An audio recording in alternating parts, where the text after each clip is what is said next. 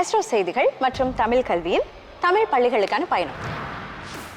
Penang Butterworth மாக்மண்டின் Tamil பள்ளி மாணவர்களை சந்திக்கும் ஒரு வாய்ப்பு. அவர்களோடு பேசி மகிழ்ந்ததோடு அவர்களின் மகத்தான திறனை அறியவும் முடிந்தது. இந்த வாய்ப்பு வழங்கிய எஸ்ட்ரோ நிறுவனத்துக்கு முதலில் நான் நன்றியை தெரிவித்துக் கொள்கின்றேன். ஏற்பாட்டாளர்களுக்கும் நன்றி. இதுபோன்ற நிகழ்ச்சிகள் தமிழ் பள்ளியில் நடக்க ஒரு வாய்ப்பு வழங்கியது நம்ம தமிழ் பள்ளி மாணவர்களிடையே பெரிய ஒரு புத்துணர்ச்சியை கொண்டு வருகிறது. சரி, இன்னைக்கு என்ன நம்ம நிகழ்ச்சி செய்ய போறோம் அப்படின்னு உங்களை எல்லாருக்கும் தெரியும் தானே?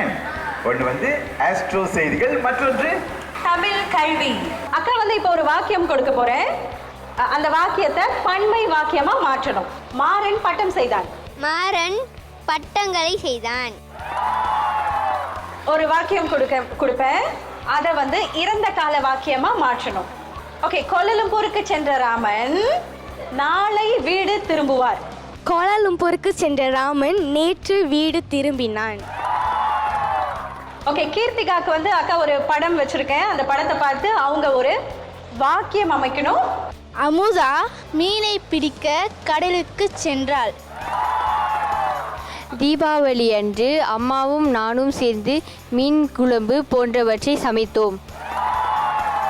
சரி, உங்களுக்கு தெரிந்த 2 இரட்டை கிழவிகளை சொல்லுங்க. மட மட மட மட குடுகுடு குடுகுடு. சரியான பதில்.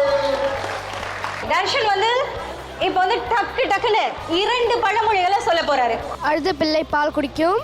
அழுத பிள்ளை பால் குடிக்கும். புத்திமான் பலவான். என்ன ஒண்ணு சொல்லுங்க. புத்திமான் பலவான். அவையோரே, நாட்டுப்பற்று என்பது ஒரு மனிதன் தான் பிறந்த தேசத்தை எந்த சூழ்நிலையிலும் எந்த சிந்தனையிலும் விட்டுக் கொடுக்காது அதன் மீது அன்புற்று நேசமுற்று இருக பற்றுமோர் உன்னத உறவாகும்.